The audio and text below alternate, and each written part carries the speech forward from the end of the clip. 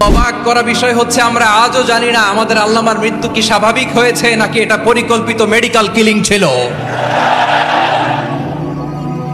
এটা যে পরিকল্পিত মেডিকেল কিলিং ছিল এটা ধারণা করার পেছনে অনেক কারণ আছে, শ্রোতা আছে, প্যান্ডেল আছে, মিডিয়া কাভারেজ আছে, কিন্তু আমাদের কলিজার টুকটাটা আমাদের মাঝে নাই। আজকের এই প্রোগ্রামে আলোচক হয়ে এই চেয়ারে আমি না বসে ওই শ্রোতাদের কাতারে বসে যদি আমাদের আল্লামার নুরানি চেহারার দিকে তাকিয়ে ওয়াজ শুনতে পারতাম, আমাদের হৃদয়টা ঠান্ডা হয়ে যেত, আমাদের তৃষ্ণার্ত হৃদয় শান্ত হতো। সব আজকে আছে, কি যেন নাই, ঠিক কিনা বলেন?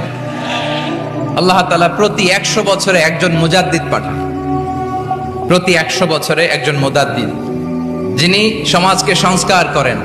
আল্লামা দেলোয়ার হোসেন সাঈদী রহিমাহুল্লাহ ছিলেন তেমন একজন মুজাদ্দিদ। চিৎকার করে বলেন ঠিক কিনা? উনি শিরক বিদআতের আস্তানাকে তছনছ করে দিয়েছেন, তাওহীদের বাণীকে সমুন্নত করেছেন, গণমানুষের কাছে তাফসিরুল কোরআনকে জনপ্রিয় করেছেন।